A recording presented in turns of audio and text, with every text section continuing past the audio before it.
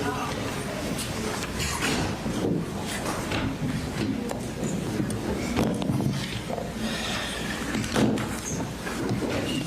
morning. Good morning. Good.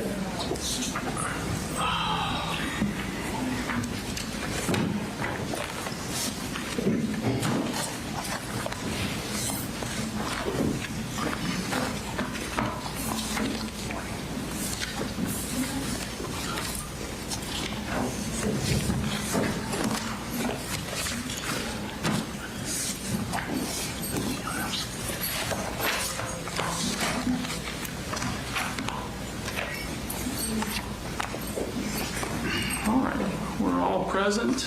I know it's been some time. We're here for the sentencing for Colin Gray, State of Georgia versus Colin Gray. Does the state have any evidence in aggravation or victim impact testimony to present? We have victim impact testimony. All right. And Judge, I have some gifts for you. Okay. We found a couple things late yesterday. All right. Yeah, you have copies of them. I have not seen anything, One no, is sir. a motion on merger just to preserve the issue. Okay. One is a sentence amendment. Thank you. The other is a character letter from Mr. Gray's sisters. Okay. We provided copies to the state of all. All right, thank you. All right, is it Ms. Brooks, Mr. Smith? Ms. Daniel, I'm sorry.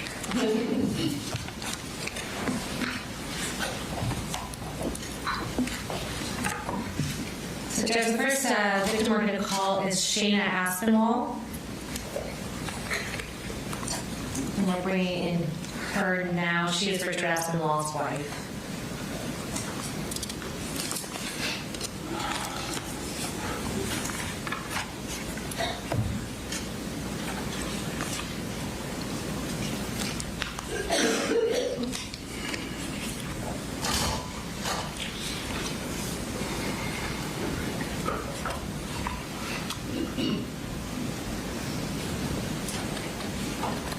Ms. Aspinwall, I'm going to have you go ahead and raise your right hand. Do you swear affirm any testimony you're about to give and that happening for the court is the truth, the whole truth, and nothing but the truth, so help you God? Thank you. And Ms. Aspinwall, if you'll just state your name for the court and tell the court what you would like them to know regarding sentencing Colin Gray. My name is Cristina Aspinwall, and I'm the wife of Ricky Aspinwall. On September 4th, 2024, my husband left for work expecting to spend another day doing what he loved, teaching his students, coaching his players, and making a difference in their lives. He never came home. Ricky was the love of my life and the heart of our family. He was an incredible husband and an amazing father to our daughters. Everything he did was for us. He celebrated our victories, carried us through our struggles, and made our home a place filled with love, laughter, and security. To the world, Ricky was a math teacher and a football coach. To his students, he was someone who believed in them, challenged them, and encouraged them. To the players he coached, he was a mentor who taught far more than football. To my daughters, he was an amazing and loving father that would protect them.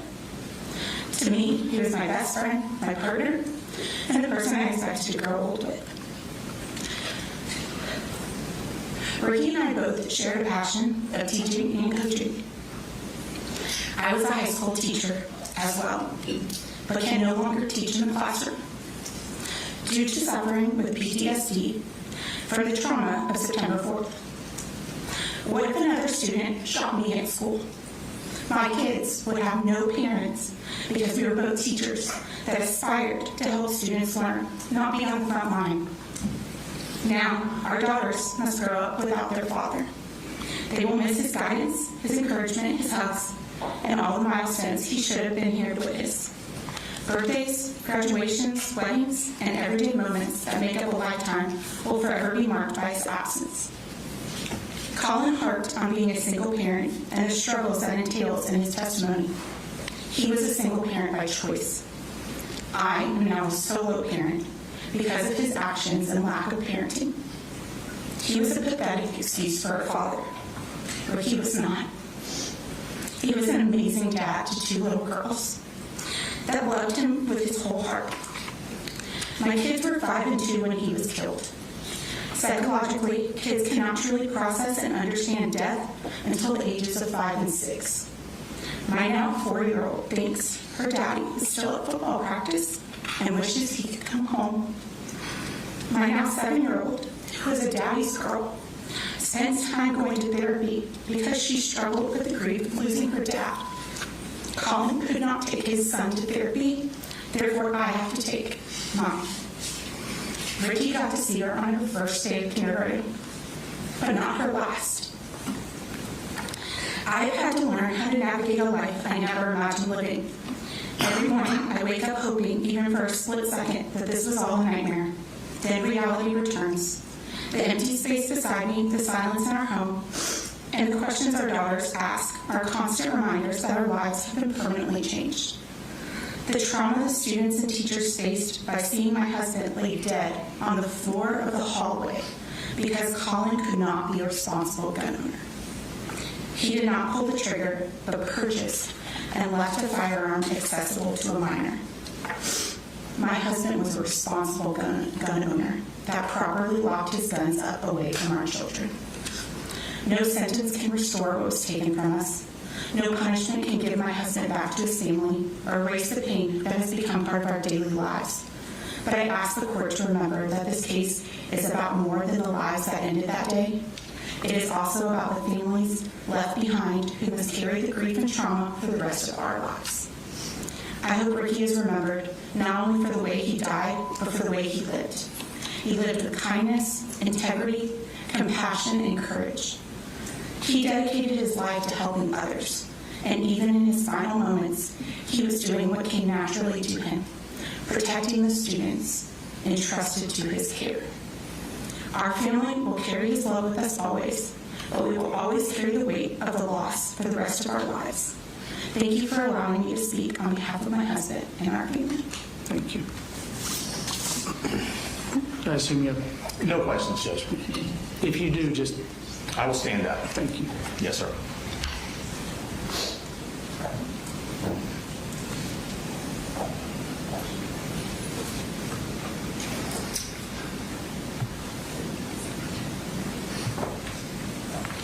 This next individual we're going to call is Rick Aspinwall.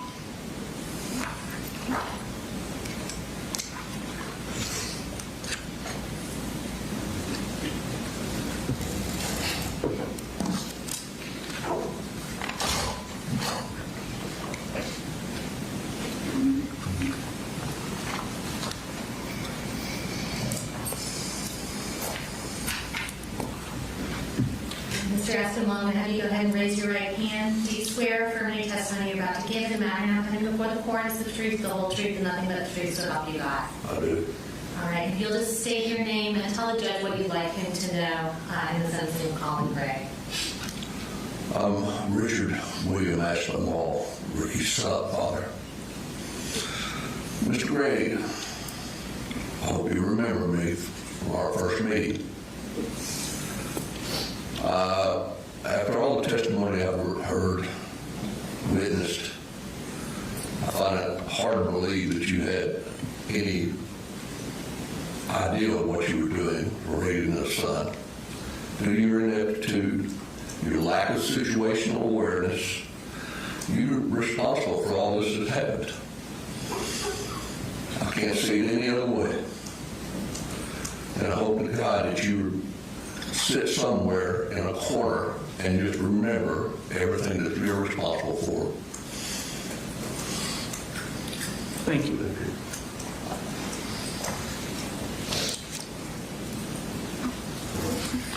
Judge, next we're going to call up Ansley Gossett. I said Gossett. Yes, sir. I believe it's Gossett.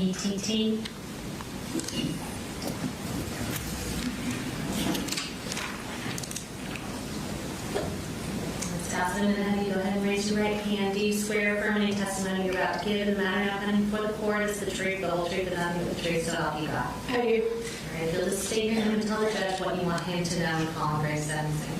Good morning. My name's Ansley Aspinwall Gossett. I am the sibling of Ricky Aspinwall. I was there the day we brought I was there the day we laid Ricky to rest. The amount of anger that has gone through me and my family is unspeakable. My brother was nothing but supportive, caring, loving, and he could hate the fact that I couldn't throw a football. He tried to teach me. But we're just left with the biggest hole in our heart that can never be replaced.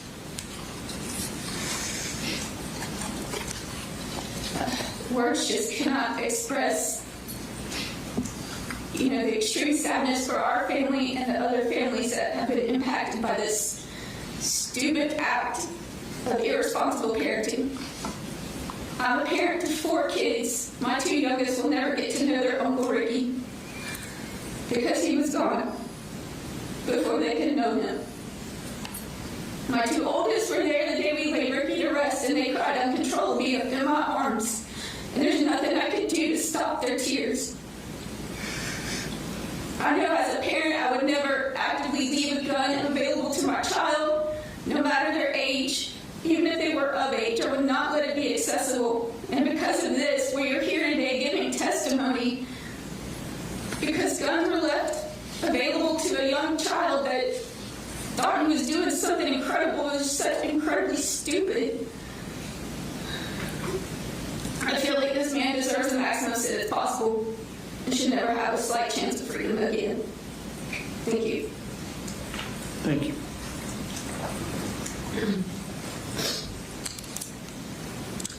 Judge, next we're going to call Mason Schermerhorn.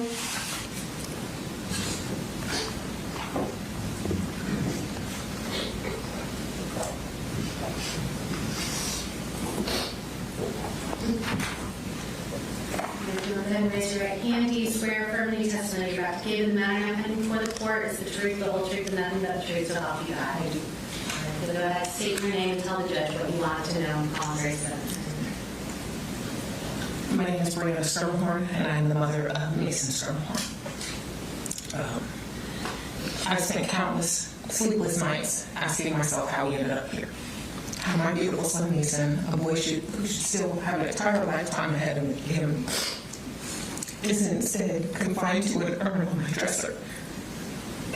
And it's hard for my neck that I wear every single day. And no parent should have to carry their child that way. Throughout his trial, I've repeatedly heard Mr. Gray lean on the excuse that he was a newly single father. And I reject that excuse completely. Parenting is hard. Parenting alone is even harder. I know that because I lived it. I was a single teenage mother raising my daughter Liliana while I was still trying to grow up myself. I didn't have the years of life experience. I didn't have the financial security. I didn't have the support system that Mr. Gray had. Every decision I made mattered because my child depended on me. Was I a perfect parent? Absolutely not. I struggled. I made mistakes. But there's a world of difference between struggling to parent and refusing to parent. Mr. Gray was not an overwhelmed teenager trying to figure life out. He was a grown man. He had years of experience, countless opportunities, and repeated warnings. He wasn't left guessing. He was told. He saw the warning signs. He heard about the disturbing behavior. He knew his son was in crisis. And instead,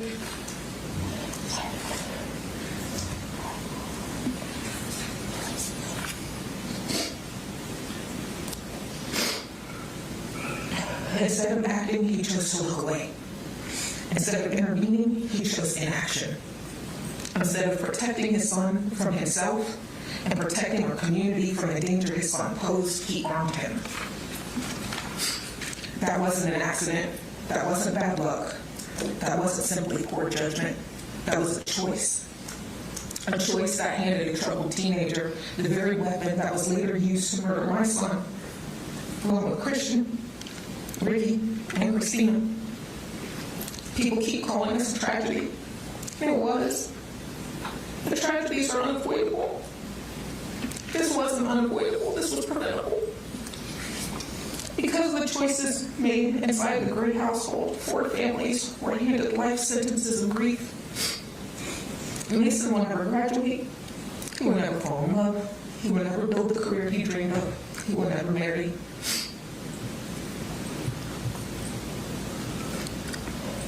We will never hear his laugh outside old videos. We will never be able to wrap our arms around him again. Every birthday, every holiday, every family gathering, every milestone will forever be defined by the person who should be there but never will. And it wasn't just our families that were robbed. An entire school lost a sense of safety. Children who should have been worried about homework now carry memories of gunfire. Teachers who dedicated their lives to protecting children were forced into an unimaginable nightmare. Our community will never be the same. Even as a young single mother, I understood something that Mr. Gray apparently did not. I could not control every choice my children would eventually make, but I was responsible for controlling what I put into their hands.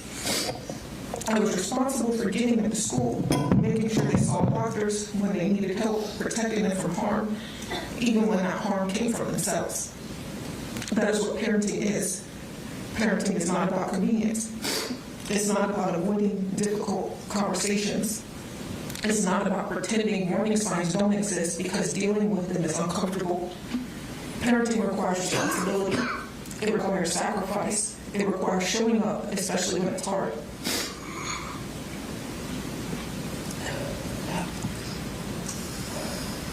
I remained a single parent until I met my husband. I know exactly what that burden feels like.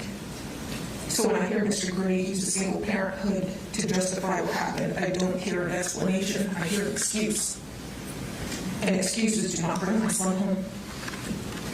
Mr. Gray had every opportunity to make different choices, every opportunity to be the parent his son desperately needed, and every opportunity to prevent what happened.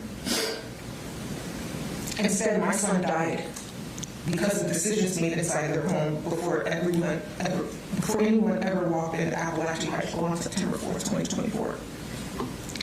I carry the unimaginable weight of losing Mason every day. Nothing this court does today can bring him home to me. Nothing can give back Christian to his family, and nothing can restore Ricky or Cristina to the people who love them. But I hope this court doesn't lose sight of simple truth. Children depend on adults to make responsible decisions. When adults abandon that responsibility, innocent people pay the price. We pay with our children. Mason deserved better. Every student and every teacher who walked into that school deserved better. And while Mr. Gray will eventually leave a courtroom, I will never leave my sentence.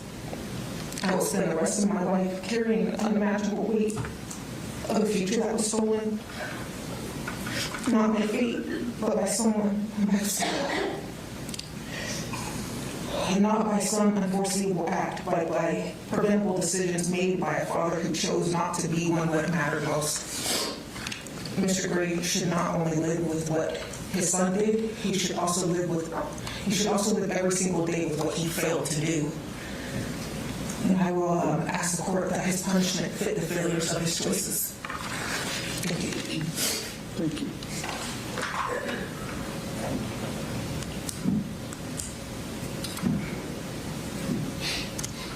Does I still call Mason Schermerhorn?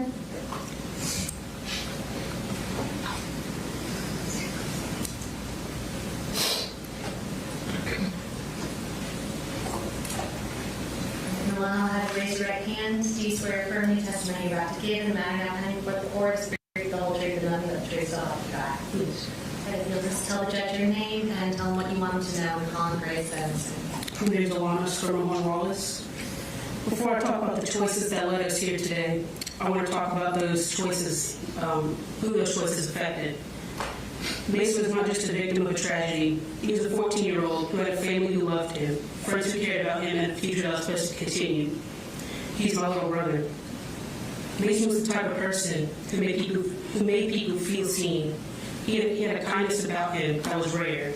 He looked for the good in people even when they did not always show it themselves. And he accepted people without judgment and treated everyone like they mattered. This is what makes the loss so difficult to understand. Mason was not someone who was supposed to become a victim. He was supposed to come home that day. He was supposed to continue growing. He was supposed to experience everything that comes after being 14 years old. He was supposed to graduate, build friendships, discover his future, and become the person we all knew he could potentially be. Instead, his life ended because the adults who had the responsibility to recognize danger and prevent harm failed to do so. The hardest part for me is knowing that Mason's death was not something my family could have prevented. We did not have the warning signs. We did not have the opportunities to intervene. We were simply the people left to suffer the consequences. While my family was planning a future with Mason in it, decisions were made that allowed the future to be taken away. The impact of losing Mason has affected every part of my life. Since September 4th, 2024, I've had to learn how to live a life how to live in a world where my little brother is no longer in it. I've had to continue growing up while carrying a loss that has changed me forever. One of the hardest parts is knowing that Mason was supposed to be here for all the moments that come next. I will continue getting older while Mason will remain 14. I'll graduate one day, but he will not. I'll experience future birthdays, holidays, and milestones, knowing there's someone missing. There are moments where I still want to tell Mason something. I see something he would have liked, think of a joke he would have laughed at, or remember a game that we used to play. And for a moment, I forget that I cannot share those things with him anymore. Then I remember that's something I have to live with forever. This loss has also changed the way I see the world. I no longer have the same sense of safety I had before. School no longer feels like the place it once did. Every time I walk into a school building, a thought immediately crosses my mind. If this can happen to Mason, then why can't it happen to me?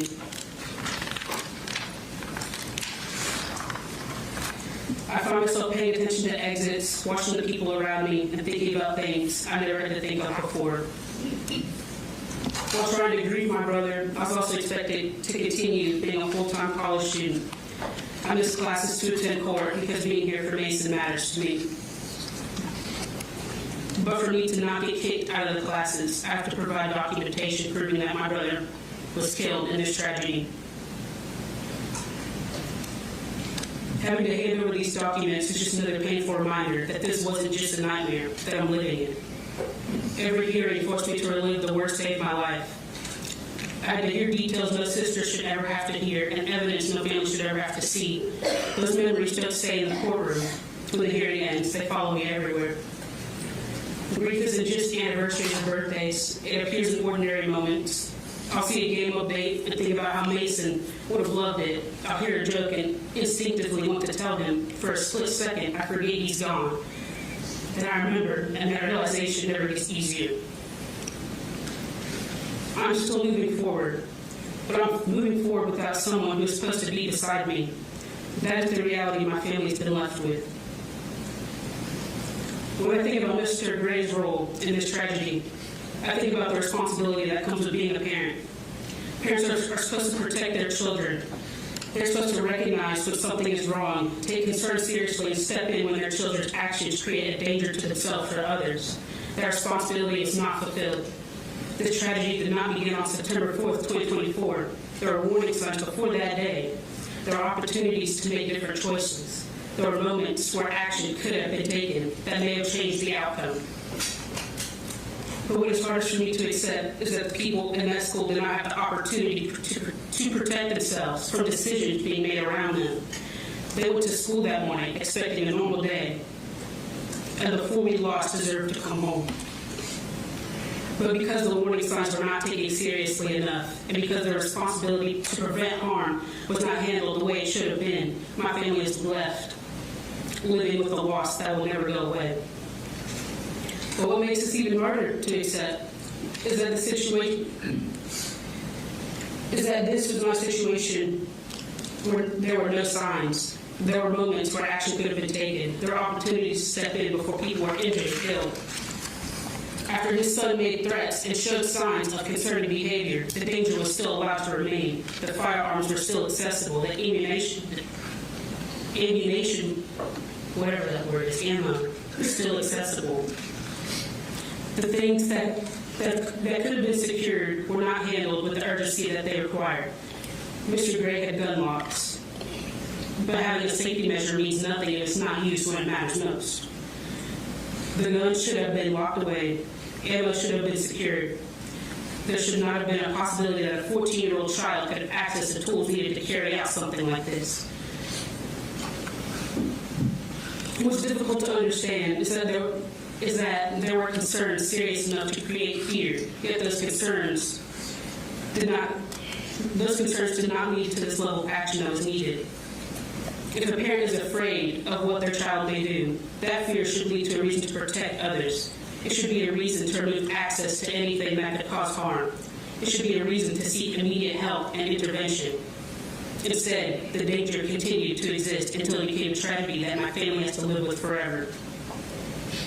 I understand that no one can change what happened on September 4th. Nothing said in this courtroom can bring Mason back to my family, but accountability matters because Mason's life mattered. I understand that no one can change. He was not supposed to become the result of a series of missed warnings and failed decisions. He's supposed to continue living his life. He's supposed to grow up, make mistakes, chase his dreams, and become the person he's meant to be. Instead, my family has to live with the consequences of choices we never made. We have to wake up every day knowing that Mason is gone. We have to celebrate milestones knowing there's someone missing. We have to imagine the future he should have had because we'll never get to see it happen. Mr. Gray had opportunities to make different choices. He had opportunities to take action to protect his son, to protect others. My family did not have an opportunity to stop what happened. Mason did not have an opportunity to come home. That is the difference. A decision was made that changed countless lives forever, and people who suffered the most were the ones who had no part in making that decision. Mason deserved better. Christian deserved better. Cristina deserved better. Richard deserved better. Everyone in that school and in this community deserved better. I understand that no sentence can erase the pain that my family has lived through since September 4th. However, I do believe Mr. Gray should be held fully accountable for the role his decisions played in this tragedy. Because of that, I respectfully ask to impose the maximum sentence allowed by law. I ask for the maximum sentence not out of revenge, but because the consequences of these failures were irreversible. 4 innocent people lost their lives. Many others were physically and emotionally wounded, and countless families, including mine, will carry this loss for the rest of our lives. No sentence will ever be equal to what was taken from us. But I do hope the sentence imposed today reflects the seriousness of Mr. Gray's responsibility and the immeasurable value of the lives that will forever change. Thank you, Alana.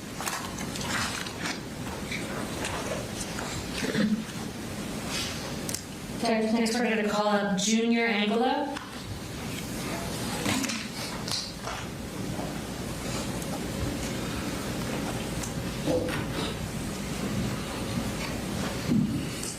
Raise your right hand. Do you swear affirm any testimony you're about to give in the matter of any book report is the truth, the whole truth, and nothing but the truth? So, all right, if you'll tell the judge your name and what you want us to know. My name is Ismael Angulo Jr. I'm the oldest sibling of Cristina Irimie.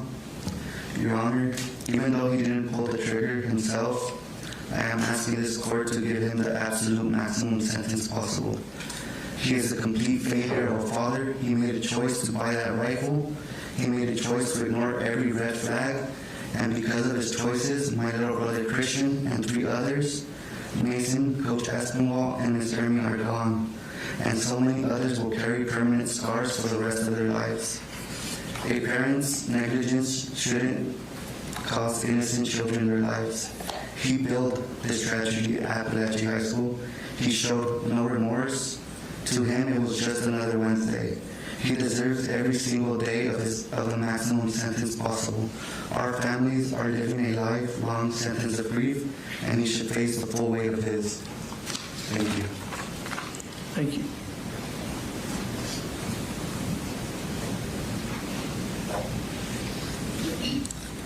Just next, we're going to bring up Terry McElhannon on behalf of Taylor Jones.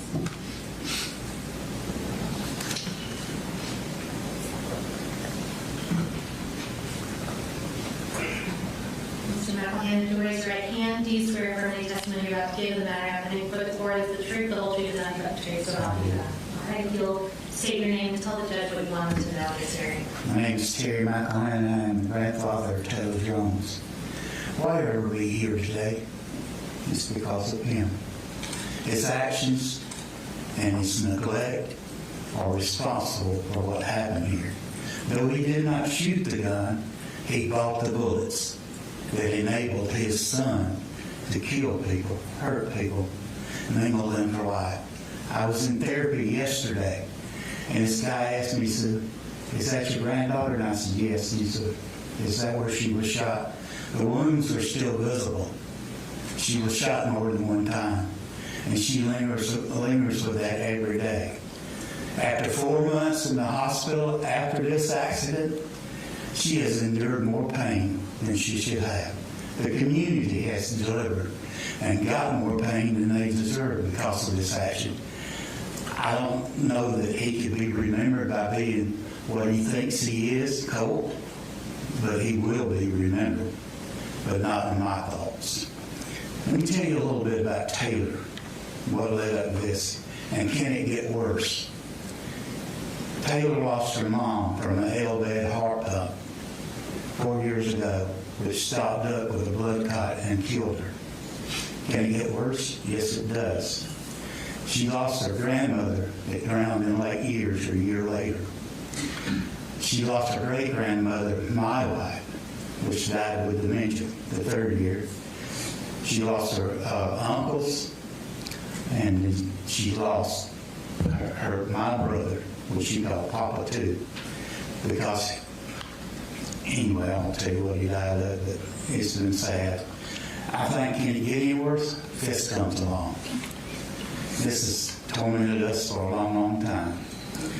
She contemplated suicide in the hospital because of so much pain she was in. She couldn't get over it.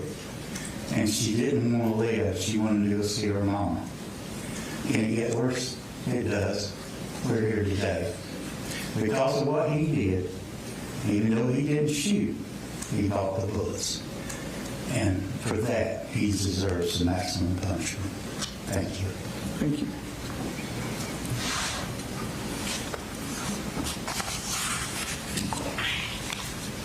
Of 2025 was a tragic and terrifying event that has affected not only the people directly involved, but also students everywhere. Knowing that something like this can happen at a school makes me feel very unsafe and anxious. Since being involved with the shooting, I have been feeling scared to even go in the dark to take my dogs out to use the bathroom. Loud noises like doors slamming hard make me jump because they remind me of what could happen. It's hard to feel relaxed or normal when things like that are always in the back of my mind. I also get nervous being home alone because I am thinking someone is going to break in and hurt me. I don't feel as safe as I used to. I used to think Apalachee was going to be a safe place for me to learn and graduate and make new friends. But no, now I just go to school thinking that I'm not safe here. This situation shows how deeply events like this can impact students mentally and emotionally. It's not just something that happens and goes away, it stays with people. Schools are supposed to be safe places, and when that safety is broken, it changes how we feel every day. And then the next statement was written by Sarah Beaver on behalf of Jackson Beaver, who was another one of the students in Miss Ryan's classroom on September 4th. On September 4th of 2024, he went to school as a carefree, innocent 15-year-old. He came home completely broken.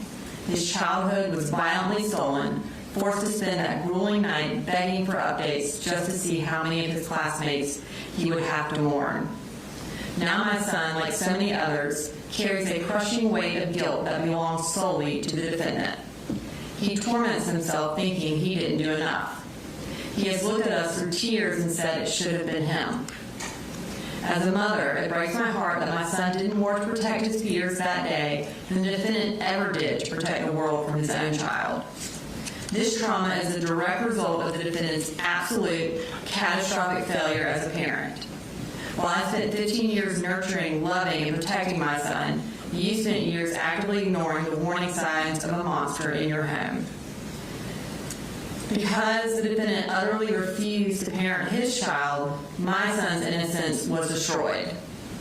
His total abdication of parental responsibility forced Jackson to abandon Apalachee High School entirely, because the hallways he let his son terrorize are now triggers for paralyzing nightmares.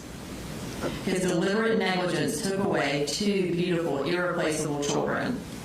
Because of him, the world is now forced to know Mason Schermerhorn and Christian Angulo only through internet obituaries and grieving news clips. They were just boys. They were supposed to grow up, play video games, and have futures. You didn't just fail your own son, Colin Gray. He robbed the world of Mason and Christian and left their families with a shattering permanent void. He robbed the world of Richard and Cristina.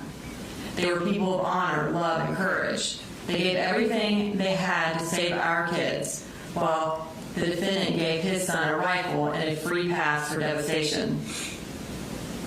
He traded their lives and their families' futures for his own unconscionable cowardness.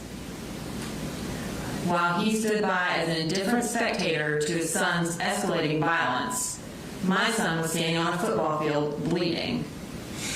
Pieces of that day are now a permanent part of his body. Every single ache, twitch, and physical sensation in his leg is a violent, forced flashback to the terror the defendant allowed to happen.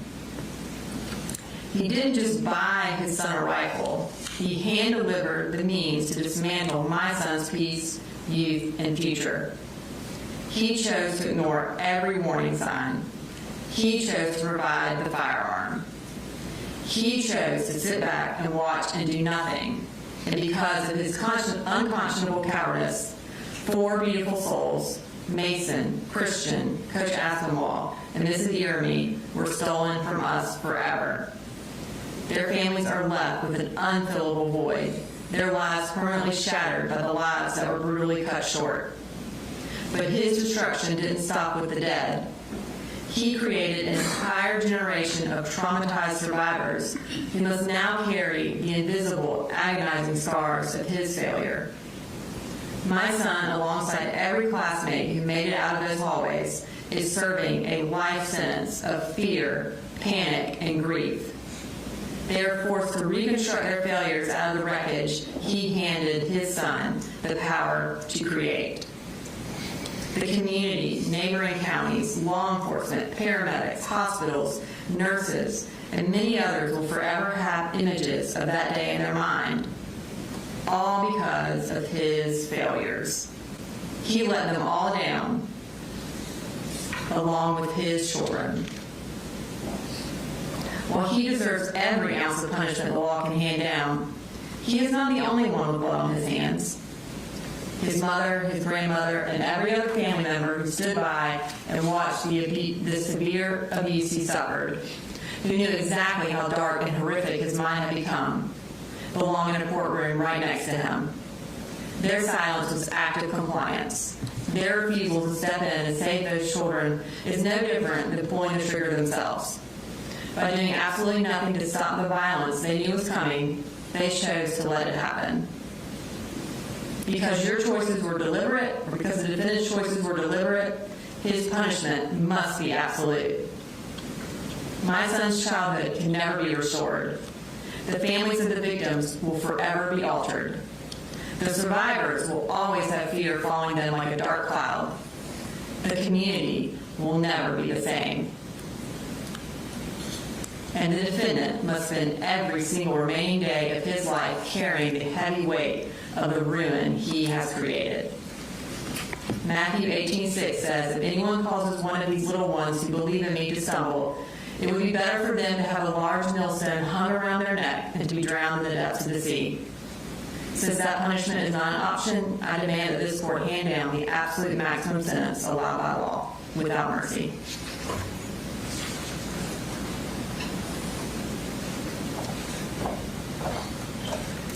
Judge, next we have Natalie Griffith.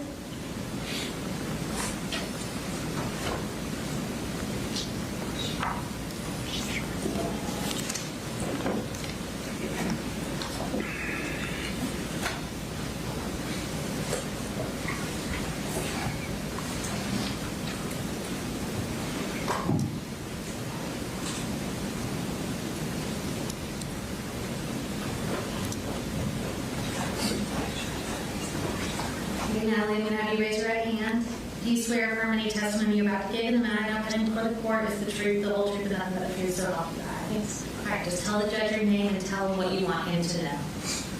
Hi, my name's Natalie Griffith. I'm a student at Apalachee High School. On September 4th, I got shot twice, once in my shoulder and once in my wrist. I think about the shooting a lot, and I hate it. I hate it so much. I think about if it hadn't happened. I think about my life before it and how it's so different. I wish that I could go back and change it. Sometimes I wish that I didn't go to school that day, but that wouldn't stop it from happening. I wish that I could bring back the people that died. I wish that there was some way that they all survived. I lost the ability to feel over half my hand.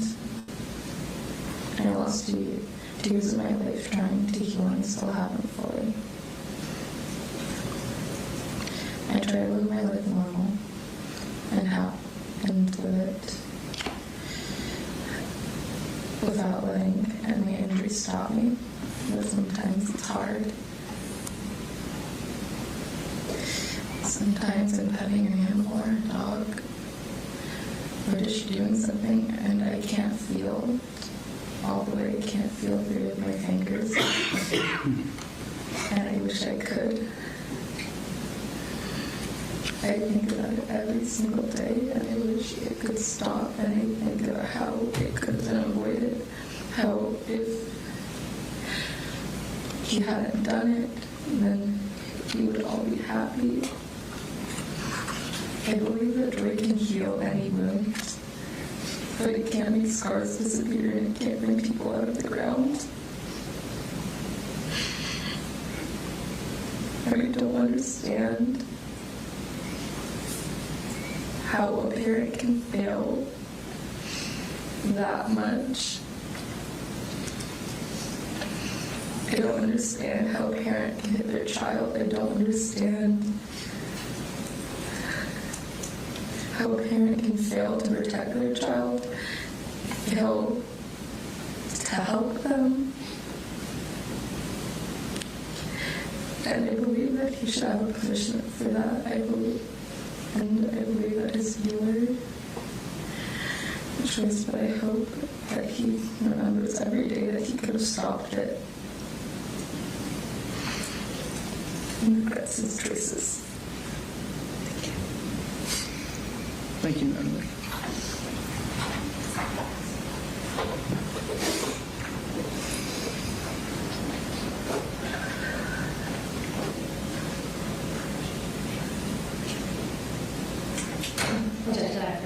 Yes, ma'am.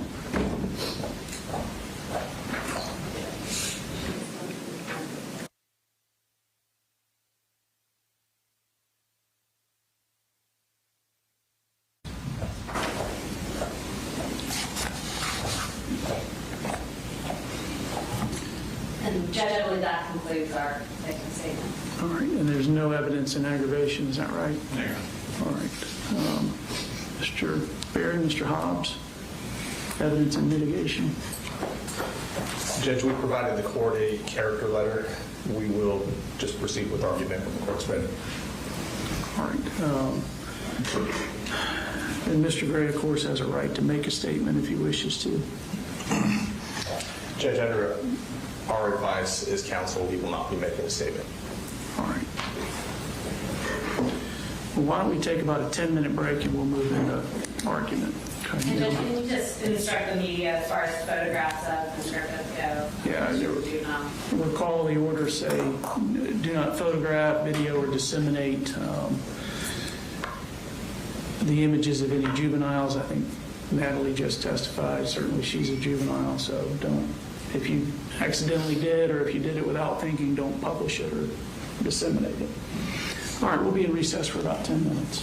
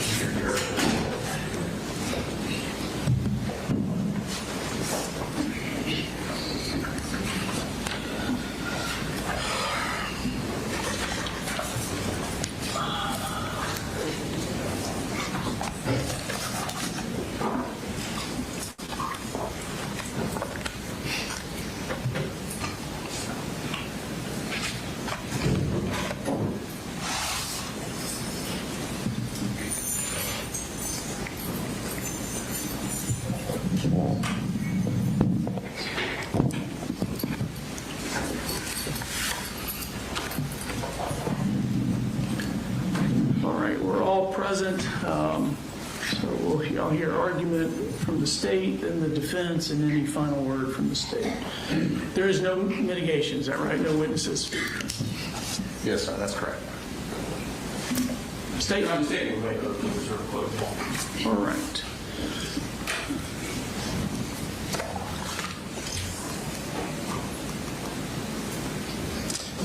Good morning, Your Honor. May it please the court. Before I say anything on behalf of Colin Gray, I want to acknowledge what everyone in this room knows to be true, that nothing that happens here today, no argument that I make, no sentence this court imposes can restore what was taken on September 4th from these families and from this community. Colin Gray does not come before this court to be excused for that. He comes to be sentenced for what he did and not for what his son did. When the jury convicted Colin Gray in March, it never heard from the one person who knew the whole truth of what was planned in that house. Colt Gray did not testify at his father's trial, and this court has now spent a week hearing that missing evidence. And 2 days ago, it made findings about that missing evidence. So I want to begin not with our theory, but with this court's own record. 6 things now stand in it that no jury ever weighed. First would be the concealment, from the only voice with first-hand knowledge.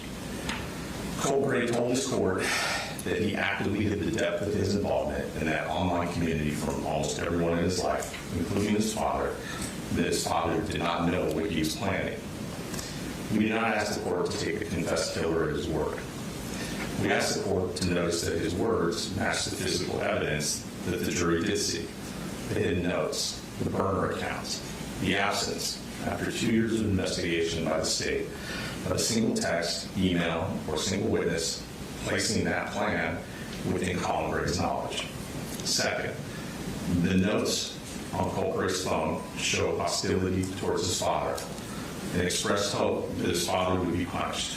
I'm not going to read those words in the courtroom. I know the court saw them during the trial. I raised them for only one reason.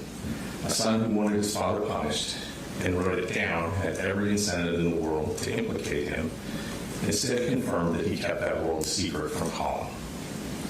Third, the timeline moved because Colin Gray was in fact moving. The court heard that Colt accelerated his plan when his father sought mental help for him through the school.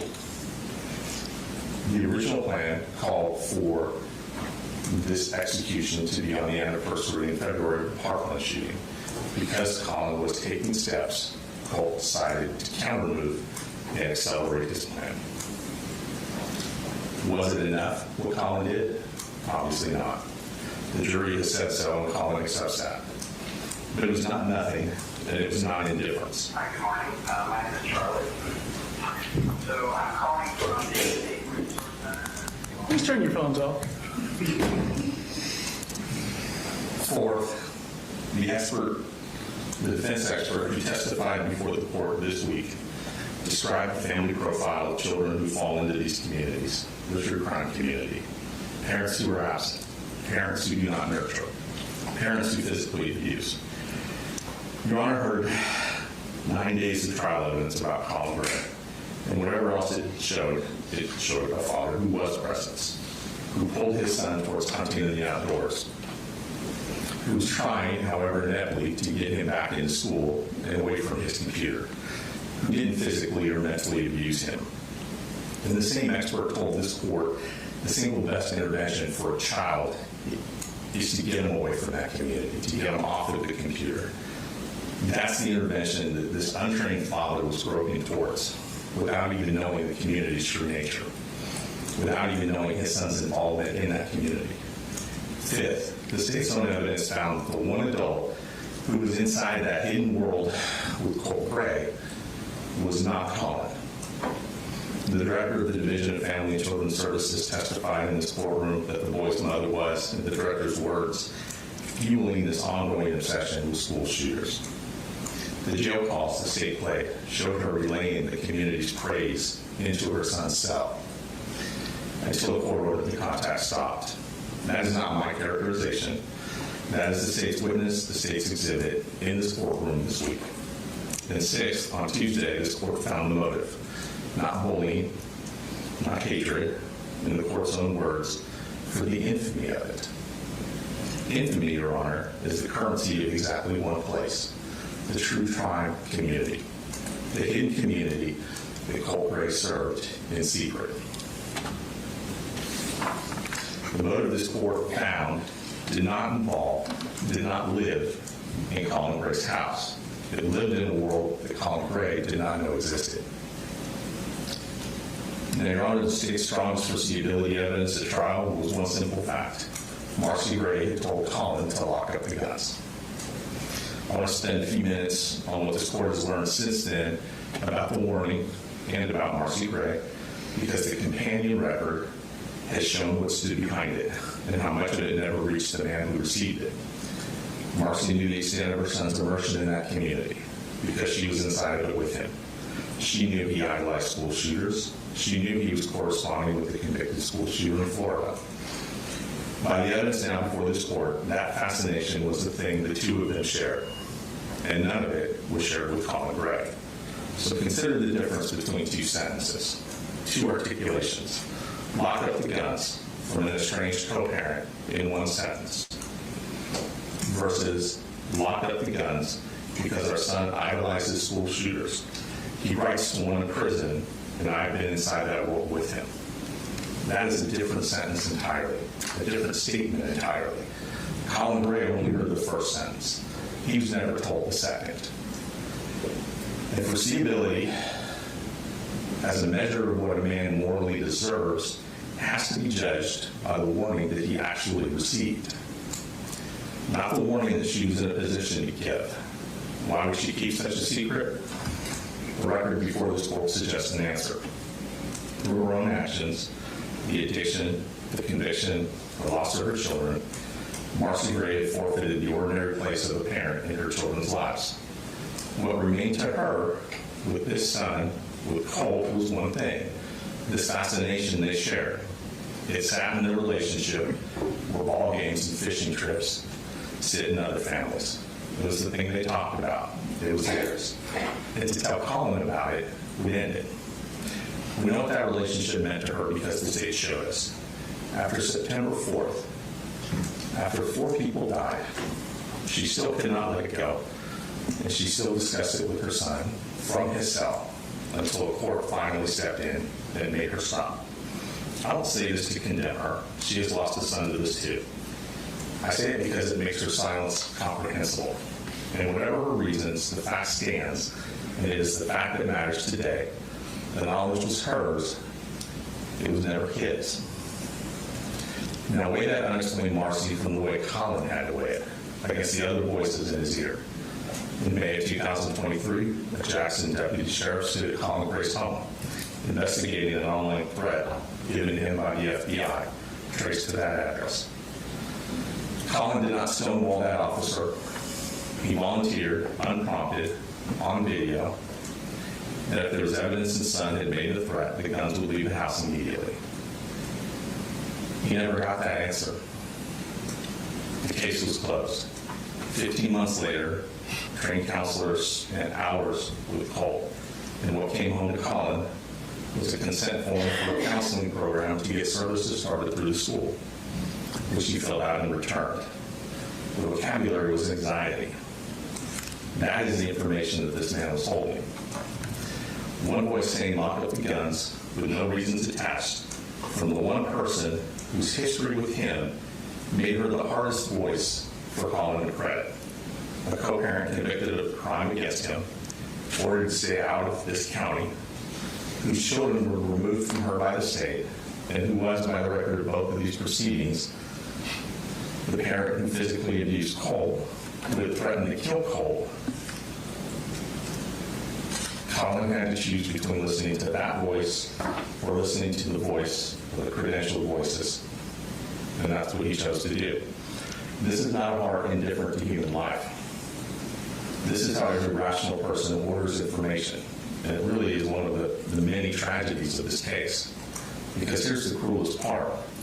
Colin Gray had already told the deputy sheriff out loud at his home the exact condition on which he would act. Tell me you did this and the guns are gone. Marcy Gray held that evidence. the idolization, the immersion, the correspondence with the convicted shooter, had she given him the knowledge that she had, she would have handed him the very confirmation that he publicly committed to act upon. But she never did. The confirmation that he was waiting for existed, it simply never reached him. And September 4th itself proved which parent had that knowledge, because Marcy is the one who immediately called when she received the text, knowing what was going to happen, not Colin. I want to be careful because I know that others had information as well, others in Colt's family. And I don't believe they held anything from Colin out of ill will. I just don't think they perceived the significance of the information that they held. But that's precisely the point. That the people closest to this boy, holding the most alarming pieces of this picture, did not foresee what was coming. They could not foresee it with more knowledge, and the moral weight of failing to foresee it cannot justly be concentrated, undivided, in the sentence of the one man from whom the picture was kept. The verdict aggregated this household's knowledge. The sentence should match the knowledge of one man. So what did Colin Gray actually know? Because that, not what was kept from him, what he actually knew is what the jury convicted him on. And it is what the court must sentence him upon today. He knew his son struggled, anxiety, stress, trouble fitting in, trouble making friends. He knew the boy loved guns, as Colin did, as Colin's father did. He knew he had a temper. What he knew was that Colt was a struggling adolescent, one of the great many in this country. But not one single fact from the hidden world of the true crime community where the plan actually lived, was tended, and grew was known by Colin. And the incidents the state lined up at trial did not arrive in Colin Gray's life as a single timeline. They arrived scattered across months, each one surrounded by stretches of a child who laughed, who was bright, who loved his computer, video games, who played guitar, who went into the woods with his father. A prosecution exhibit can compress 292 days into a column of red flags and delete every ordinary day in between. A parent lives all 292 of those days. Hindsight isolates the spikes. A life lived besides the child averages them. The jury found that the average this father struck was criminal negligence, and he accepts that. But there is a difference in sentencing between a man who watched a fire build and did nothing and a man who saw sparks amid seasons of calm and misjudged it. And how hard was Colt to read? The state answered itself that question in the court this week. The state court told the court that when this boy said the words, "I hear voices, I want to black out," that he was not breaking down. He was performing a scripted imitation of his idol Nicholas Cruz's arrest interview. An Easter egg planted by a boy the state describes calculating up to the second of the shooting. I accept the state's proof that this court will remember that among the greatest warnings charged against Colin Gray at his trial was that his son spoke of hearing voices in the days before the shooting. If that talk was theater, a callback that only a student of school shooters could even recognize, then the most alarming thing that this father ever heard from his son was a line from a script he had no way to know existed. The same record cannot call it performance in one sentencing and an unmistakable warning in the other. And the state also said that it does not know why this boy is what he is. I don't know why the shark is the way the shark is. Maybe he's born that way. Maybe something no one can name. Your Honor, that was an honest answer, and I respect that answer, and I respect the state for giving it. But it does have a consequence for today. In the state of Georgia, with the complete record, every expert, every jail call, 2 years of hindsight, if they cannot explain this boy, then the law cannot justly sentence an untrained father as though he should have understood him in real time across the living room. Foresight cannot be demanded where hindsight has failed. The FBI sent a warning, sent a tip to Jackson County Sheriff. They investigated and closed the file. A deputy sat with him and left. Trained counselors spent time with Colt before the shooting and sent him back to class. Nobody trained to see this side. No parent is trained to look at his own child and see a mass shooter, especially when the professionals who are trained to do so did not. On Tuesday, this court wrote the first entry in a ledger that history is going to read as a pair. The killer, the one who planned it, who hid it, who staged it, and who carried it out, received a sentence of life without the possibility of parole. Made all the more exceptional by the age of the person at the time the crime was committed, 14 years old, the maximum that the law allows. Today, this court writes the second entry. A father convicted of negligence, of failing to perceive what his son, by his own account in this courtroom, deliberately hid from him. These two entries have to be morally legible when they are read together. The entire architect of our homicide law, the reason we grade these offenses at all, is the line between the harm a person intends to do and the harm a person fails to prevent. Colin Gray is 55 years old. A sentence of 30 years, 40 years, 80 years. Negligence counts stacked one upon the other is a death in prison sentence.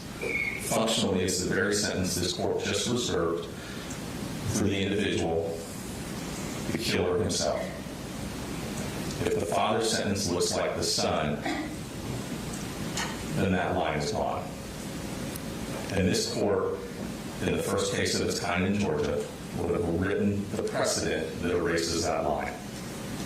There's exactly one comparable case in American history, and I'm sure the court is aware of it. The parents of the Oxford High School shooter, convicted of involuntary manslaughter for 4 deaths, were sentenced to 10 to 15 years with their counsel run concurrently. And Your Honor, their warnings were sharper and closer than anything in this record. They bought the gun 4 days before the shooting. They were called into the school the very morning of the attack, asked to take their son home, and declined to do so. They were shown their son's drawing of a gun and the words, quote unquote, "the thoughts won't stop, help me." And they said nothing to the school about the weapon that they had recently purchased their son, and they left him in that school. 10 to 15 years concurrent was the considered judgment of that court after victim impact testimony that was every bit as devastating as what the court has heard in the past week and today. We would ask this court not to make Georgia the national outlier in this first case of its kind against a defendant whose warnings came with less and whose efforts were more. Briefly, Your Honor, as to merger, we have filed a brief. We are asking, as a case of first impression in Georgia, we believe that all of the counts should merge into count one, based upon the fact that Colin failed to do one thing. Now, I understand, without waiving any objection, the court may disagree with that argument. And as I said, I would understand because this is a sentence of first impression and an issue of first impression. Every count in this indictment arises when one continuous course of conduct, one gun, one child, one failure of perception over a span of months. The 18 cruelty counts do not describe 18 separate decisions by Colin Gray. They count the children present when the son acted. The number of those children is a proper measure of the gravity of this harm, and the court should weigh it in fully fixing the term. But to stack negligence counts consecutively is to count that gravity twice. We would ask the court, if it disagrees with our argument on merger, to run all the counts concurrent. Colin Gray did not choose his circumstances. It arrived by a telephone call from the Division of Family and Children's Services telling him to come get his 2 youngest children because their mother had relapsed. Throughout he and Marcy's marriage, it seemed her sole contribution to this family was to insert chaos. Immediately and without condition, when he received that call, he drove down and picked up his 2 youngest children and brought them back to Winder.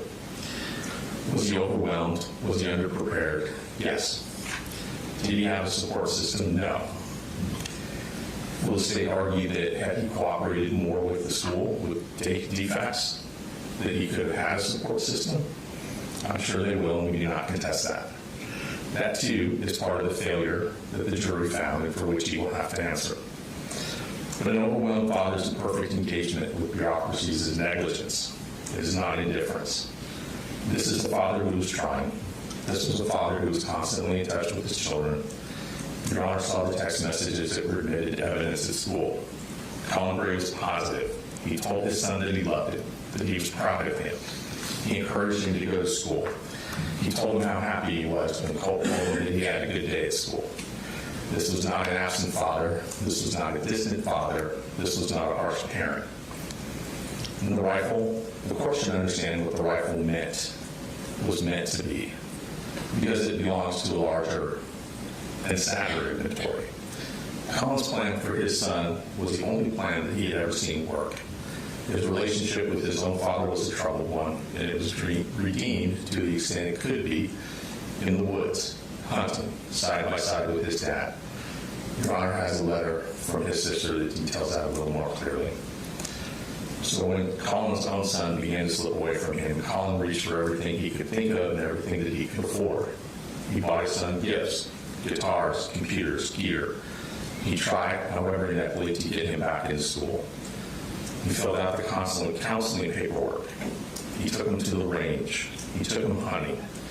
And the hunting rifle, because hunting was the language in which a great father had once managed to say to a great son what he could not say in any other way. He believed that his presence and his generosity in the outdoors could pull Colt out of troubled waters. What he did not comprehend was the current that ran through a world that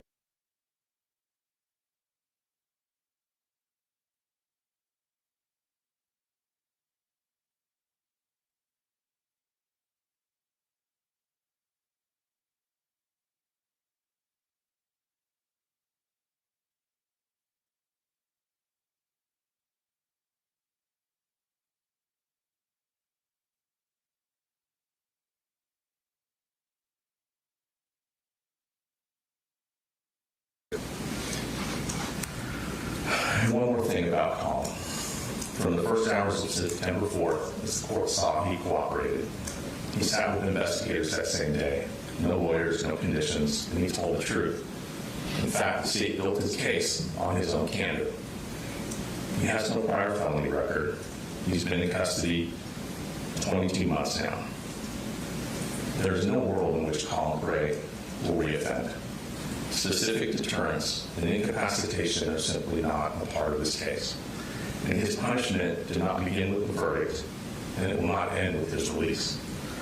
His son is in prison for life. His daughter is in foster care. His youngest son is in foster care. His family is gone. His name will forever be associated with this tragedy for the rest of his life and afterwards. The state may tell the court this case demands a message. Your Honor, that message has been sent.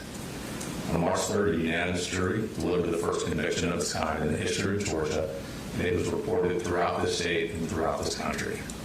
Every gun-owning parent in Georgia already knows that the law changed that day. Deterrence requires credible condemnation. It does not require that a 55-year-old first offender die in prison for negligence. A decade or more behind bars, following the first conviction of its kind, is a thunderous message by any account. So here's what we are asking of the court. On each count of murder in the second degree, we're asking the court to sentence Mr. Gray to 20 years, to serve 10 years in confinement, with the balance to be probated. On the counts that survive merger, 10 years concurrent. On the reckless conduct counts, 12 months concurrent. All the counts concurrent with each other. An effective sentence of 20 years to serve 10 years in custody. That is not leniency. 10 years in a Georgia prison for a man who never intended to harm a single human being is among the most severe sentences ever imposed on a parent in American history for the act of a child. It honors the statutory minimum It accounts for every life lost and every child in danger. It stands besides the criminal sentences rather than dwarfing them. And it preserves the one distinction this week of sentencing will be remembered for: the difference between the boy who carried that rifle and pulled the trigger and the father who did not see it coming. Your Honor, we understand the gravity of this situation. 4 people are gone, and nothing the court can do today can change that. But the question today is narrower, and in some ways harder. What does justice require when a father's negligence and a son's concealed intent meet on a single morning? This court has heard from the son himself and how completely that intent was hidden from the father. It has found that this was done for the infamy of it, the currency of a world the father never knew existed. It is already imposed on the one who did the killing the heaviest sentence the law allows. The sentence can be severe and still be just. We ask the court to impose one that is both the sentence we've asked for and to leave standing the line the law has always drawn between negligence and murder. Thank you. Thank you, Mr. Hobbs. Mr. Smith.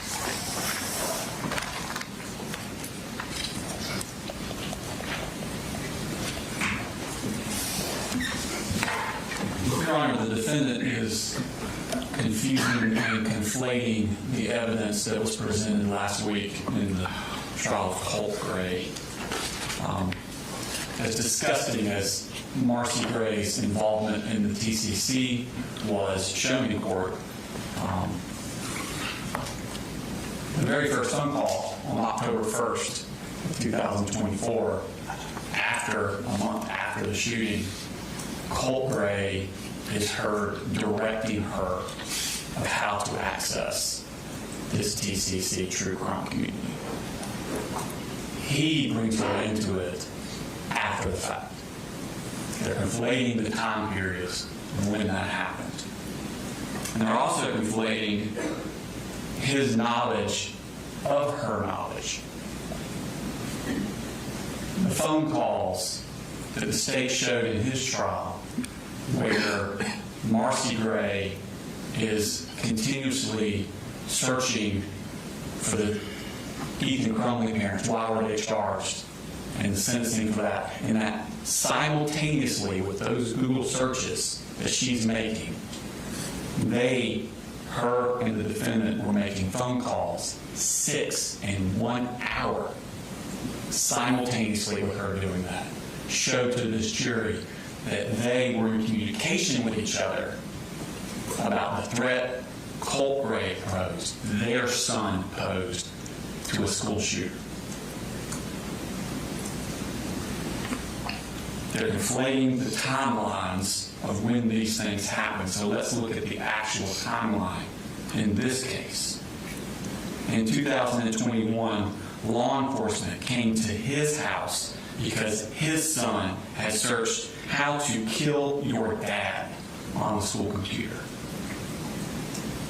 2 years later, in 2023, law enforcement again came to his house because his son had threatened to commit a mass shooting at an elementary school.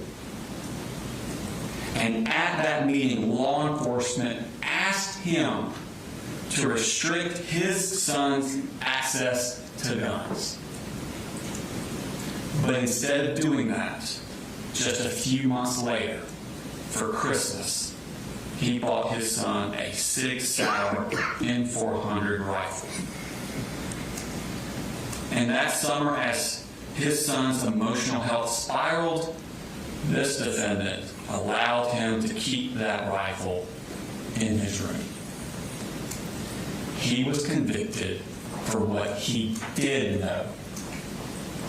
And Colt lying, whether or not Colt was lying when he says he heard voices, he said to his dad he heard voices. And that should be the red flag that every parent should act on, especially one who has already been warned that his son wants to commit a mass shooting at a school. The defendant was convicted of ignoring a substantial and unjustifiable risk. And in order to settle upon an appropriate sentence, the court needs to look at the nature of the risk he ignored.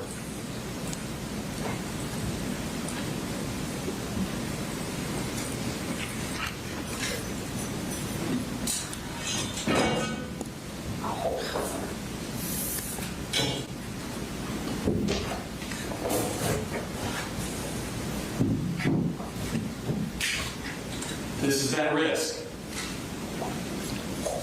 This was the risk that was staring him in the face every day.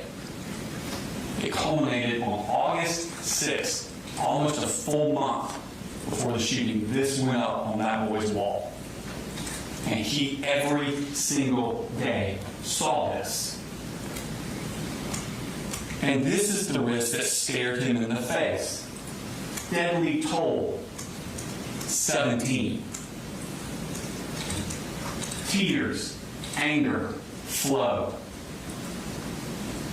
Officials say 19-year-old suspect admitted fatally shooting 17 at the Broward High School. These are the headlines that were on his son's wall for a month.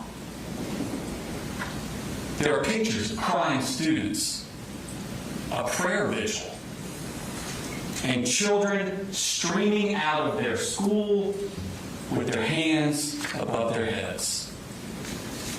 And this headline: Florida shooting suspect displayed flashes of rage and other warning signs.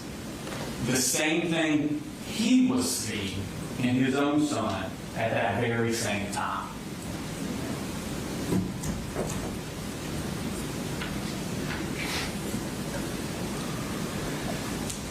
This was the risk he was ignoring, that there would be a mass shooting of children at a school. And he gave his son the exact tool he would need to accomplish this. He is the reason 4 people are dead, 7 were injured, and countless others were traumatized. And he is the reason a 16-year-old boy was sentenced 2 days ago to the rest of his life in prison. I don't know why the shark is the way the shark is,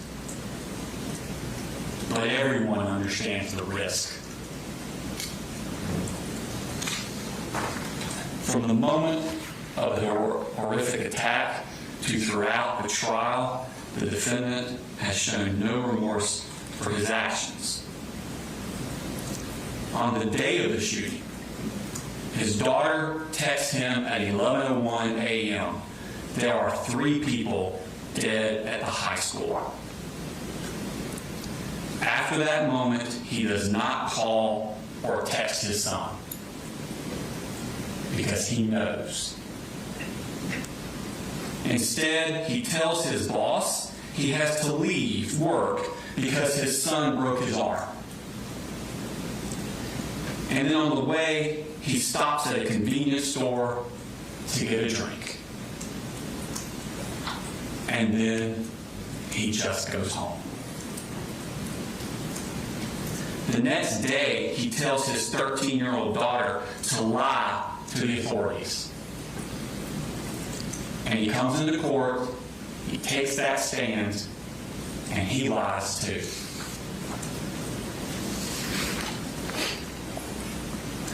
Others became heroes that day. Christian Angulo, after being shot in the chest, managed to close the door to just stop the shooter from coming back in. Ronaldo Vega, after being wounded himself, threw desks and chairs to barricade the doors and protect his classmates. Coach Aspinwall and Coach Phoenix, as well as Ms. Irimie, all moved towards the gunshots to try and help and intervene.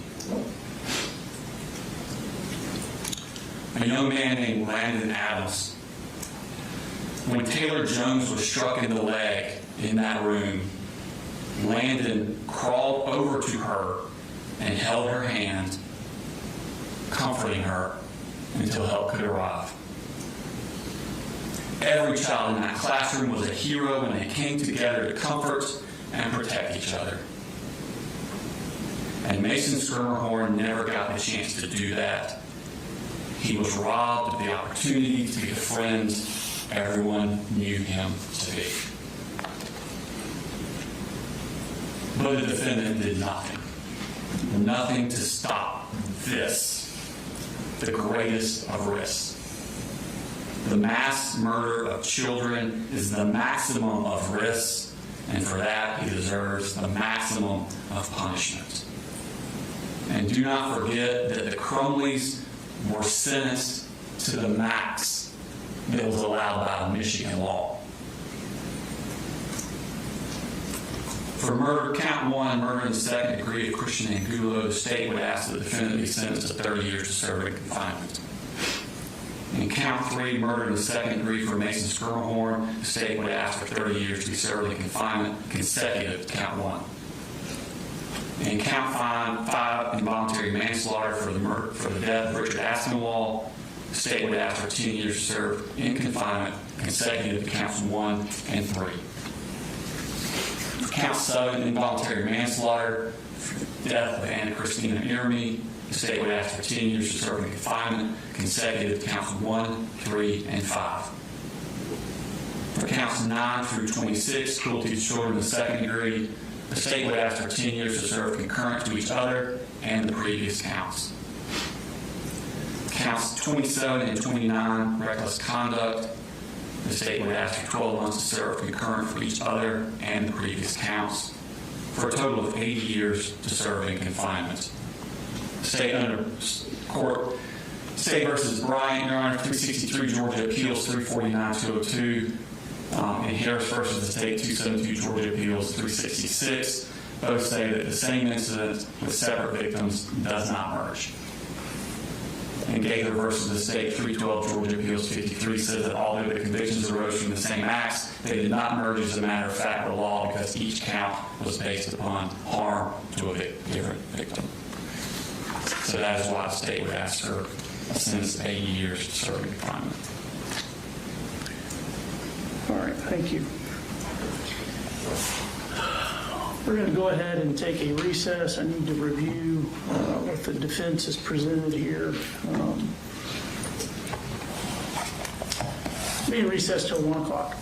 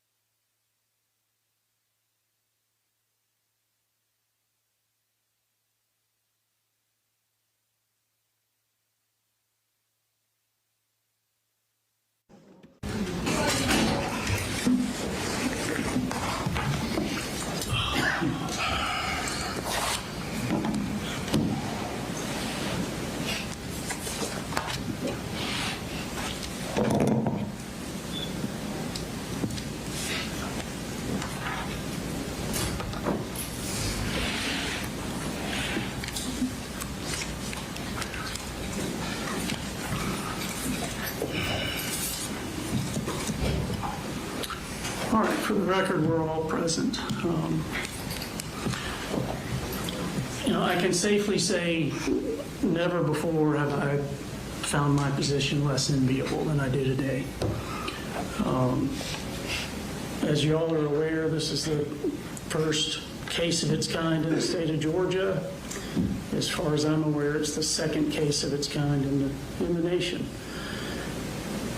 And what we're really referencing is this new phenomenon of parents being charged in conjunction with crimes that their children are committing. It's a divisive case. It's a divisive type of case where a parent is charged in conjunction with the crimes their children committed. And Mr. Gray committed crimes, but his crimes are tethered to the tragedy committed by his son. And that makes the situation a little unique. I'll point out the first 39 witnesses of Mr. Gray's trial did not mention Colin Gray. They did not testify about anything that Colin Gray did. It was the tragedy that he's tethered to from Colt. Now again, Mr. Gray committed crimes and he was convicted because of his failure to act and intervene. I want to talk for a second about just some principles in American justice. The highest level of criminal responsibility or culpability is for someone who willfully, knowingly, intentionally commits a crime. The lowest level of criminal culpability in our system is criminal negligence. You didn't intend to commit a crime, but you ignored foreseeable harm. You failed to act in a certain way. You failed to intervene. And there's an easy example. Take a premeditated murder. Someone plans a murder. They want to kill someone, and they follow through on that plan, and they shoot him with a gun and kill him. And then in the other situation, someone's playing around with a loaded gun, recklessly, negligently, and they accidentally shoot and kill someone. Those crimes aren't punished the same. One is intentional, one is negligent. I want to point out that every one of the 27 charges that Colin Gray was convicted of are criminal negligence. Every one of them. Punishing criminal negligence is not easy, in part because they didn't intend to commit a crime. The punishment generally comes from the foreseeability of the harm and from the damage that results. It is clear you failed as a parent. You did not provide a stable household. You did not have things in check with Marcy's issues and what the kids were being exposed to. You did not have Colt in activities that a boy should be in, where he's making connections with other children in person, where he feels loved, where he feels accepted. You didn't monitor what was going on with him in the computer. You didn't have him in school. He was in your care his entire 8th grade year, and he didn't go to school. And what did he do each of those days he should have been in school? He watched and rewatched the school shooting trial of Nicholas Cruz. He fell deeper and deeper into this obsession when he should have been in school every day. And that was a failure on your part. You didn't get him mental health counseling when it was obvious he needed some.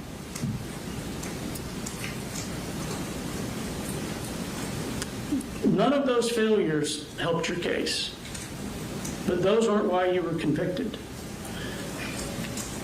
You were convicted because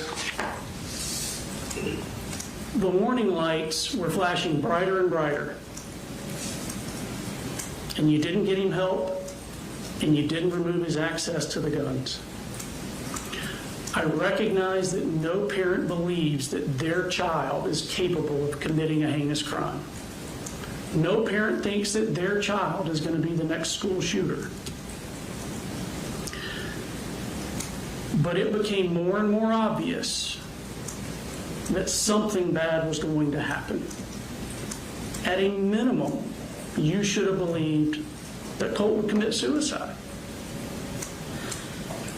And you failed to do the simplest things to prevent this. You had gun locks, and you didn't use them.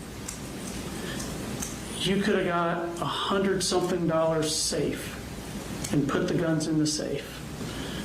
If you had done that, you wouldn't be here today. You could have removed the ammo and the magazines from the house, and if you'd done that, you wouldn't be here today. You could have let someone else hold the guns while you got Colt help. If you'd done that, you wouldn't be here today. If you had done any of those things, Ms. Irimie, Mr. Aspinwall, Mason, Christian would be here today. And your negligence didn't arise in an instant. It was repeated day after day. The entire first month of school was an opportunity to remove the guns to get Colt help. And you failed.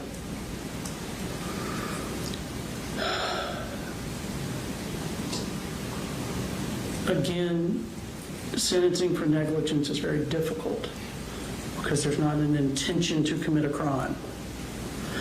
None of the crimes that you're convicted of require mandatory prison. And as I mentioned, the weight of your crimes is tethered and tied to the acts of someone else, your son. Two scenarios. You fail the same way in both. You fail to get Colt counseling. You fail to remove the guns from the house. In the one scenario, Colt changes his mind, doesn't go through with it. You're not charged with any crime at all. Your very same failures, Colt goes through with it as he did, commits the atrocity, and the state's asking for 80 years confinement for you. But your actions are identical in each of those scenarios.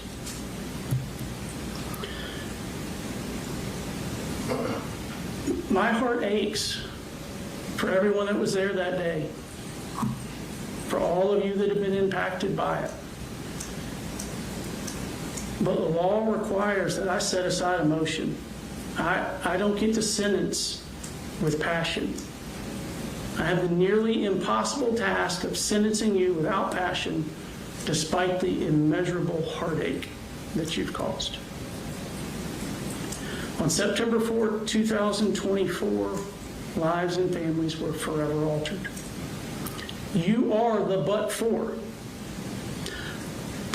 you failing to get Colt help, but for your failure to remove access to the guns. This doesn't happen. September 4th would have been a normal day. Mr. Aspinwall, Ms. Irimie, Mason, Christian, Mr. Phoenix, Natalie, Melanie, Taylor, Jackson, they all would have gone home as normal to have dinner with their loved ones.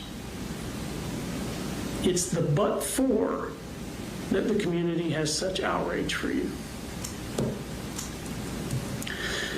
But it matters that you didn't have actual knowledge that Colt was going to school to do that. It matters that you didn't intentionally commit a crime. It matters that you didn't plan an attack. It matters that you didn't seek to harm anyone. It matters that you didn't pull a trigger.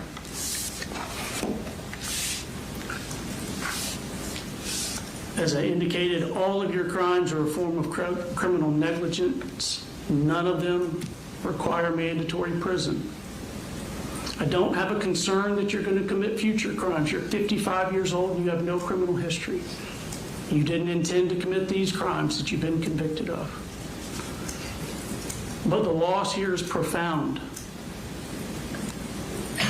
But I still have to distinguish your acts from the malignant heart in the acts that Colt Gray committed upon the Apalachee School. For each of the murders in the second degree, I'm sentencing you to 15 years in confinement concurrent with one another. For each of the involuntary manslaughters, I'm sentencing you to 10 years confinement concurrent.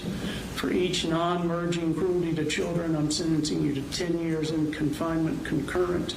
For each non-merging reckless conduct charge, I'm sentencing you to 12 months confinement concurrent. This is an aggregate sentence of 15 years in prison. I'm going to have the sentence filed presently.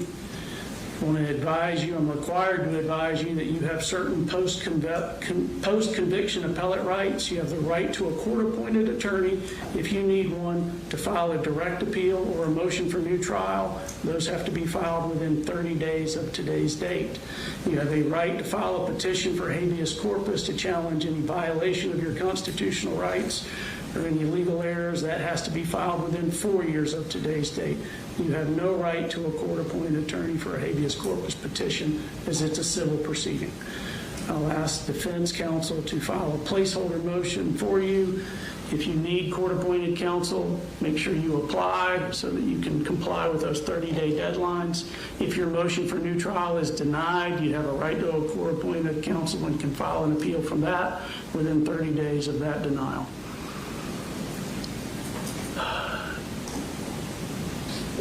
This only closes the legal chapter of this horror. The pain, the heartache, they continue. I understand that. I hope all of you know that this community loves you, and I ask that God gives you peace. Thank you. We're adjourned.